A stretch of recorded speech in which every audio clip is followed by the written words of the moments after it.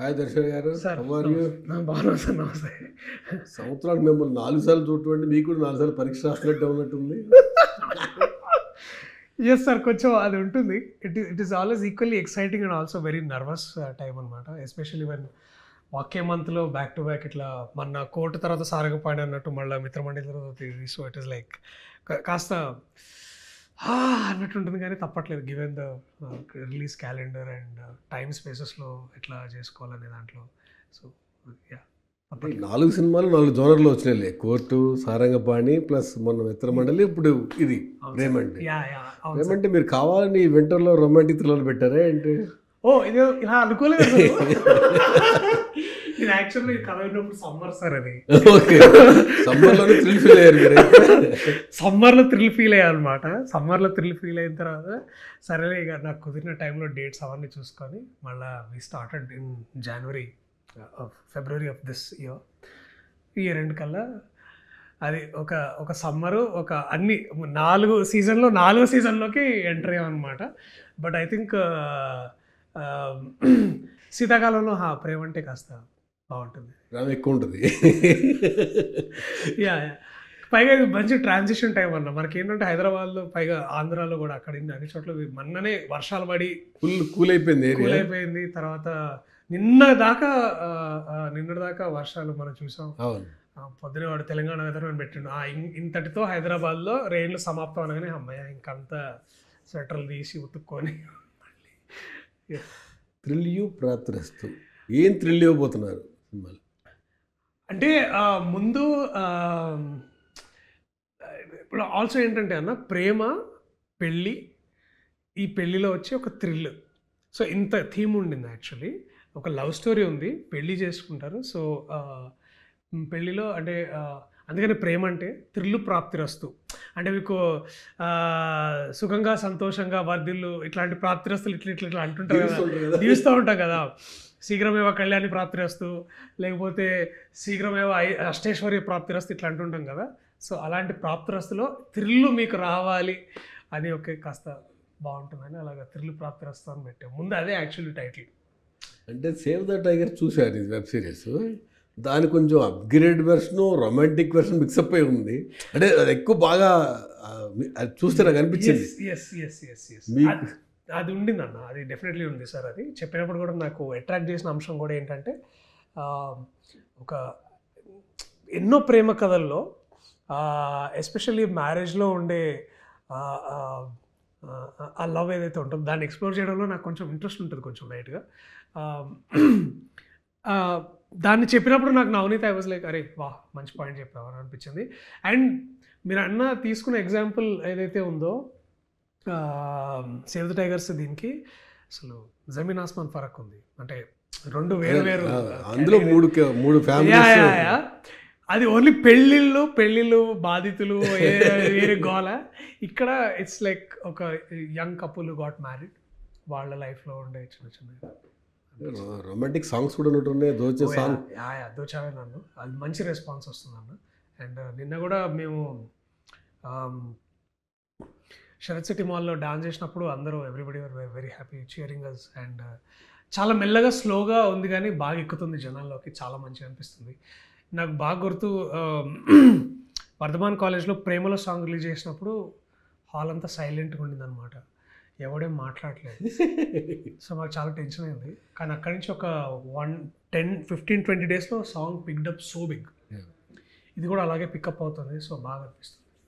అంటే ఈసారి ఫ్యామిలీ ఆడియన్స్కి డోకా లేకుండా ఉంటుంది. ఇంత మీ ప్రొడ్యూసర్ కలిసి చెప్తుంది జాన్వి గారు. Sir we want the families to come and that is the whole point. అంటే నేను చేసే ప్రతి సినిమాల్లో అంటే అన్నిసార్లు కుదరకపోవచ్చు, కానీ ఎక్కువసార్లు ఫ్యామిలీస్తో వచ్చి చూసే అంటే ఏం లేదు సార్, థియేటర్ అనగానే ఎక్స్పీరియన్స్ గుర్తొస్తుంది. ఎక్స్పీరియన్స్ అన్నప్పుడు ఫ్యామిలీ గుర్తొస్తుంది. సో అంటే జనరల్ యూత్ వెళ్ళిపోతారు ముందు, కానీ ఇంటికి వెళ్ళిన యూత్ అమ్మాయి సినిమా అంటే వాళ్ళు చెప్పరు చూసినట్టు కూడా, అమ్మాయి సినిమా అయితే బాగుంటుందమ్మా మీరు చూడొచ్చు అని మళ్ళీ సెకండ్ టైం చెప్పకుండా వెళ్ళి, అంటే నేను చేసేవాడిని అనమాట, బంక్ కొట్టి ముందే చూసేసి బాగున్న సినిమాలు మళ్ళీ చూద్దాం అని ఇంట్లో ఇది బాగుందమ్మా వెళ్దామా ప్లీజ్ అని ఇట్లా సో అలాంటివి కూడా జరగవచ్చు అనే ఒక హ్యాపీనెస్, అంటే ఒక కోరిక అయితే ఉంది, అది అవుతుందని నేను అనుకుంటున్నాను. అదే చూస్తే ఆనంది మీకు పేరు కాంబినేషన్ చూస్తుంటే ఎంజాయ్ చేయొచ్చు థియేటర్కి వెళ్తే. ఎస్ అన్న, that is the whole point sir. That's for sure. అది ఉంటుందని నేను అనుకుంటున్నాను యాక్చువల్లీ. ప్రియదర్శి అనగానే ఒక 4 సినిమాలు అయితే మైండ్లో తిరుగుతూ ఉంటాయి. ఫస్ట్ మల్లేశం తిరుగుద్ది, తర్వాత బలగానికి వస్తుంది, తర్వాత కోర్టు, ఇప్పుడు ప్రేమ అంటే 4 డిఫరెంట్ జోన్లు. ఎక్కడ దేని క్లబ్ చేసే అవకాశం కూడా లేదు. లేదు అదే అంటే ఐడియా కూడా కాన్షియస్ డెసిషన్ కాదు సార్ అది. కాకపోతే ప్రతిసారి ఏదైనా కొత్తగా చేయాలి అనేది ఒక నాకు కూడా ఛాలెంజింగ్గా ఉంటే బాగుంటుంది కదా పాయింట్. ఇప్పుడు పెళ్లి చూపుల సినిమాలో డైలాగ్ ఉంటుంది కదా, నా సావు నేను చేస్తాను, నీకు ఎందుకంటే బుక్ రాస్తున్నాను, ఏం రాస్తున్నాను అన్నట్టు నేను రాసుకుంటూ బాగుంటుంది. కథ మీకు ఏం చెప్పి తీసుకొచ్చారు? నాకు జాహ్నవి గారు త్రూ ఐ థింక్ సీతారాం అనుకుంటా జస్ట్ లైక్ ఒక మంచి కథ ఉంది విన్నా అంటే ఎవరు అంటే నవనీత్ శ్రీరామ్ అంటే పేరు ఎక్కడో విన్నట్టుంది అంటే నవనీత్ నాకు ముందు తరుణ్ భాస్కర్ దగ్గర వీళ్ళందరూ ఒక టీంలో రైటర్స్ వర్క్ చేసేవాళ్ళు అనమాట. సో అతను రాసిన ఇంకో వెబ్ సిరీస్ చదివిన సందర్భం ఉందని అన్నాని అప్పుడు మామూలుగా అట్లా ముఖ పరిచయం ఎప్పుడన్నా గ్రూప్లో ఉన్నప్పుడు పరిచయం ఉండదు, కానీ యాక్టివ్గా మేము కలిసి మాట్లాడిన సందర్భాలు లేవు. సో అది జరిగినప్పుడు ఇట్ వాజ్ మనోడు చెప్పినప్పుడు నేను ఏంటో రువా సరే చెప్పు అని అన్న, నాకు 2 hours కావాలన్నాడు. చెప్పురా బాబు, 2 hours జస్ట్ ఫస్ట్ హాఫ్ కాగానే ఒక చిన్న సైలెన్స్, నవ్వాను, బాగుందిరా అని వెళ్ళి లోపలికి వెళ్ళి వాటర్ తీసుకొచ్చి ఇద్దరం దాగా అన్న second half started and then బాగా అనిపించింది. We just thought little things here and there, and then immediately I messaged Janvi. I said like, Janvi, I'm doing this film, and then everything started. ఏదైనా just click అన్న ఇట్లా మంచిగా అనిపించింది వినంగానే. It was like wow. ఇప్పుడు save the tigers, god and loser 3 web సిరీస్లు కూడా మీ బాగుంటాయి. అంటే లూజర్ అయితే స్పోర్ట్స్లో ఒక డిఫరెంట్ అది ఆ టైంలో first sports drama web series తెలుగులో. ఎగ్జాక్ట్లీ. సేవ్ టైగర్స్ కూడా సేమ్ వెబ్ షేక్ చేసింది.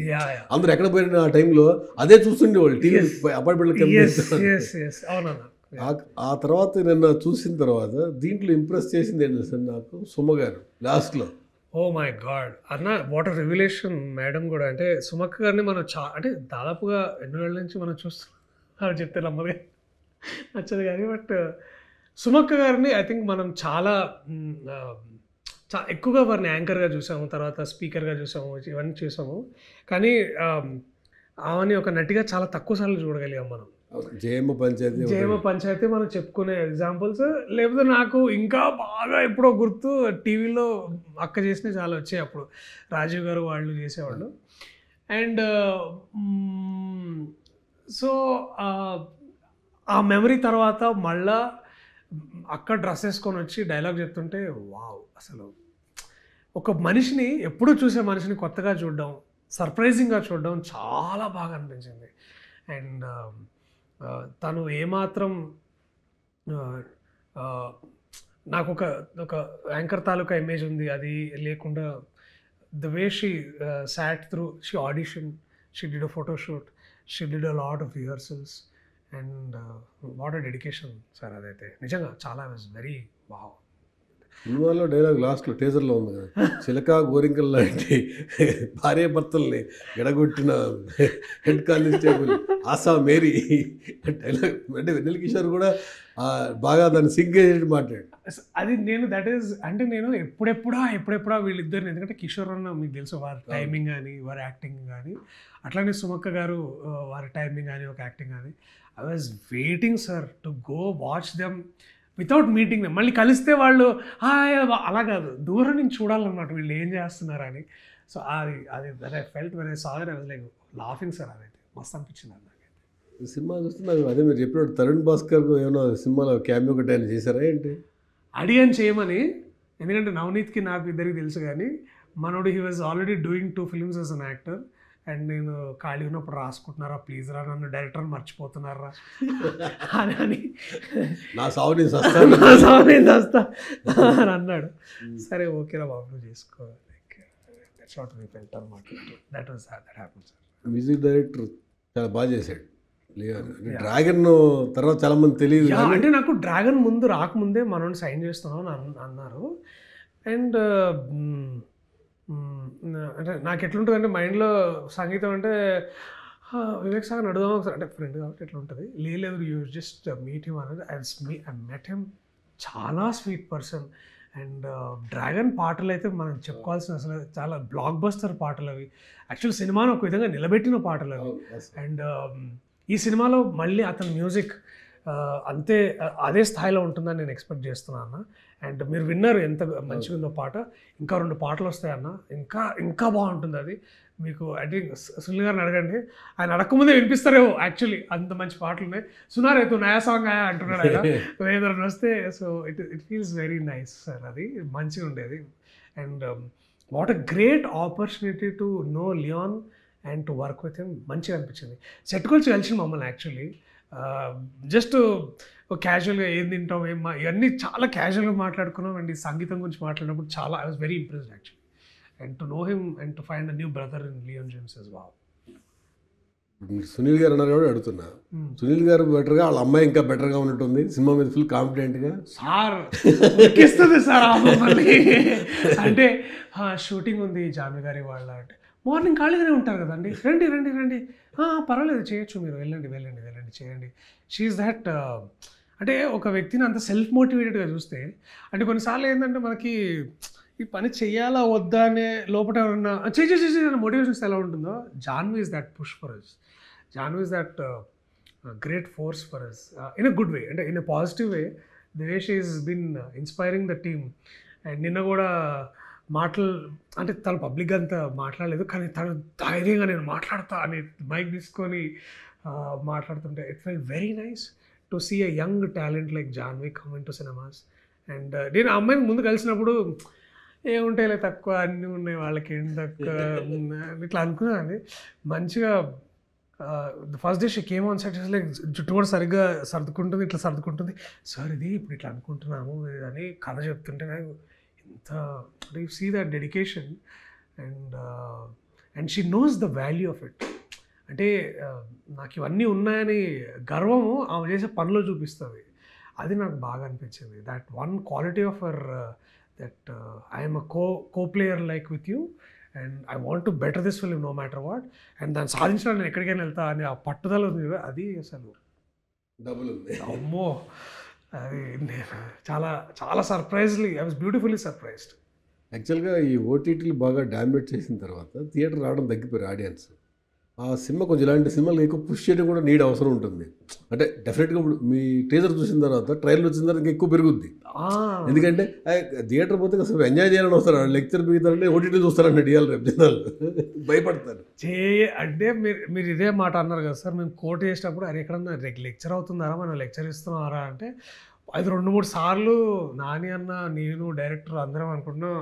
అండ్ మేము వెరీ షూర్ నీతులు చెప్పడానికి సినిమాలు తీయొద్దు, మేము చెప్పదలుచుకోలేదు కూడా. సో అండ్ నాకు బాగా గుర్తు, సునీల్ గారు జగదీష్ గారిని పిలిచి, జగదీష్ మా director quote, very good sir, very appreciate, theatres కళకళలాడుతున్నాయి, very good, all the best అంతే. నానిగారు కూడా దానికి ప్రమోషన్లో డైలాగ్ వాడేశారు, ఈ సినిమా మీకు నచ్చకపోతే నెక్స్ట్ నా సినిమా చూడొద్దు అన్నాడు ఆయన. హిట్ సినిమా అంటే వేరే లెవెల్ కాన్ఫిడెన్స్, ఆ లెవెల్ కాన్ఫిడెంట్ అందరూ సాగుతున్నారు అప్పుడు. ఆయనే ప్రొడ్యూసర్ అవడం కూడా ఆయనకు కాన్ఫిడెంట్ ఉంది. డెఫినెట్లీ అది మీరు యాక్ట్ చేసిన ఈ సినిమాకి వచ్చేసరికి కొద్దిగా డిఫరెంట్, ఇది మళ్ళీ కంప్లీట్. ఇది డెఫినెట్లీ అంటే వేరే సార్, అంటే ఆ జాన్రా వేరు, ఇది వేరు, అండ్ ఈ సెటప్ వేరు, ఈ కథ వేరు, ఈ పాత్రలు వేరు. మీరు ఇందాక అనుకున్నట్టు మేమిద్దరం ఒకటే ఒక్క ఎత్తైతే, సుమ గారు షీజ్ అనదర్. అవును, ఆవిడ ఏ ప్రమోషన్కి వెళ్ళినా మీ సినిమా గురించి చెప్తుంది.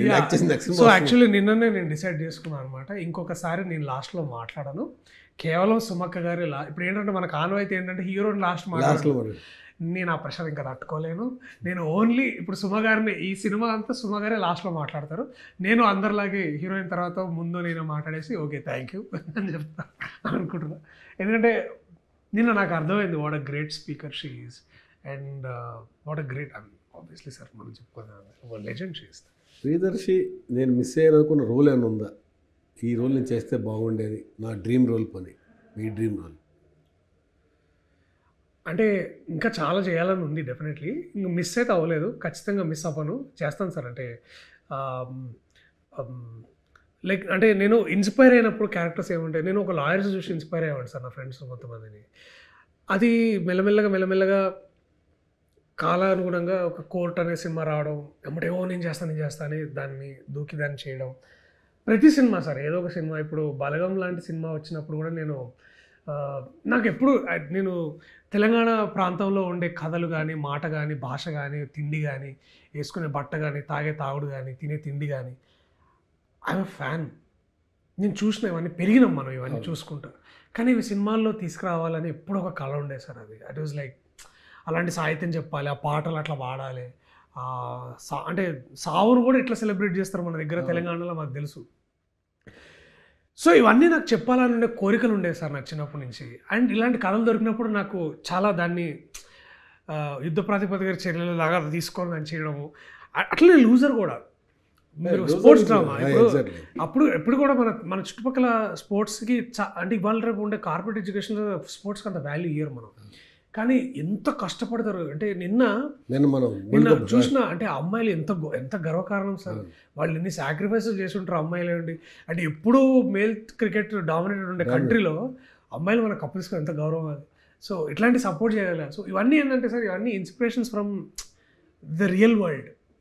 అట్లనే సేవ్ ద టైగర్స్, నేను గంటారావి నా చిన్నప్పుడు నేను చూసిన సార్, నేను హైదరాబాద్లో పెరిగినప్పుడు నాకు తెలుసు అట్లాంటి వాళ్ళు చూసిన వాళ్ళు వాళ్ళందరినీ, వాళ్ళు అట్లా ఎంతో మంచిగా ఉంటారు. నాకు ఇప్పుడు కూడా వాళ్ళు చూస్తుంటే, వాళ్ళు కలుపుతుంటే, సో అది నేను చేయాలనుకున్నా. సో ఈ క్యారెక్టర్ చేయడం నాకు ఇట్లా చాలా ఎక్సైటింగ్ ఉంటుంది. సో అట్లా I wanted to do these kind of a couple. It is also inspired from my own life, from my own wife, and a lot of friends who have wives who got married. So ఇవన్నీ ఏంటంటే I want to tell these stories in our own way. So అందుకనే ఇట్లాంటి కథ. అంటే మీరు చదువుకుంది Hyderabad university of Hyderabad. అక్కడ రాజకీయాలు చూస్తుంటారు, స్టూడెంట్స్ చూస్తుంటారు, ఫ్రెండ్షిప్ చూస్తుంటారు, లెక్చర్స్ చూస్తుంటారు. ఆ కైండ్ ఆఫ్ ఏమి కనిపించలే స్టూడెంట్స్లో కానీ, పాలిటిక్స్ కానీ? వస్తాయి సార్, మెల్లమెల్లగా వస్తాయి. నేను చెప్తా అంటే వస్తాయి, తొందరలో రాబోతుంది కూడా ఒకటి. అంటే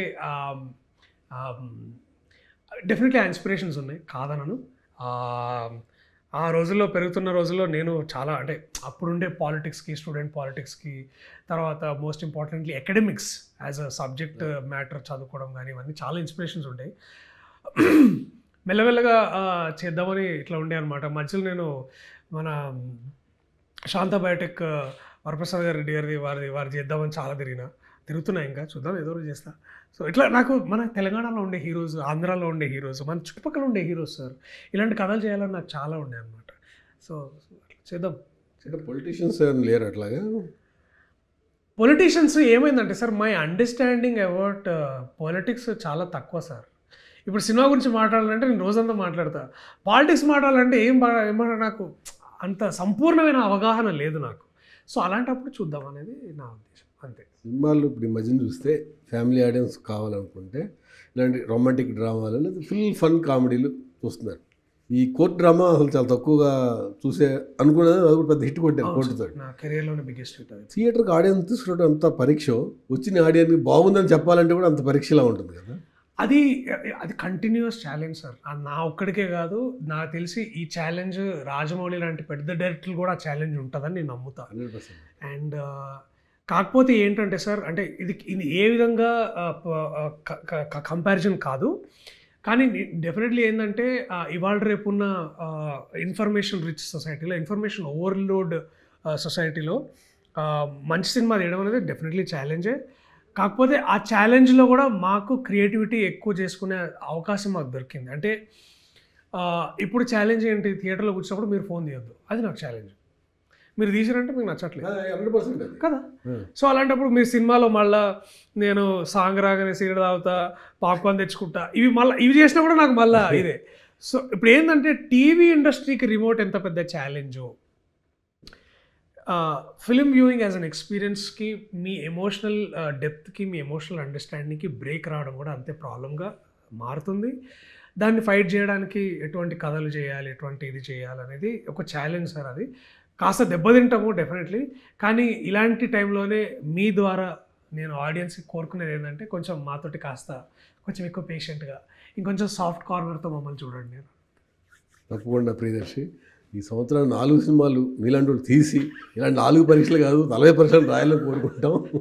ఎందుకంటే ఈ 21 నవంబర్కి ప్రేమ అంటే థియేటర్లు చూసి హిట్టు కొట్టి నెక్స్ట్ 2026 నేను ప్రతిసారి ఫస్ట్ లేవగానే ఫస్ట్ నేను వాట్సాప్లో ఇది వచ్చిందా రివ్యూలో ఆఫ్ కోర్స్ మీరు రివ్యూస్ అవన్నీ పెడుతుంటారు కాబట్టి అంటే వార్తలు కూడా పెడతారు మీరు ఆఫ్ కోర్స్ నేను లేవగానే అమ్మ మెసేజ్ వచ్చింది చాలు అమ్మని అమ్మ ఓకే ఓకే సరే so that waking up to morning with your messages అది అది నాకు చాలా మంచిగా అనిపిస్తుంది సార్. ఐ విష్ మీ మంచి మాటల్లో మీరు చెప్పే మంచి రివ్యూలో నా సినిమా ఉండాలని మనస్ఫూర్తిగా కోరుకుంటున్నాను నేను. Thank you, all the very best. Thank you sir, thank you so much sir, thank you. Good thought sir, thank you.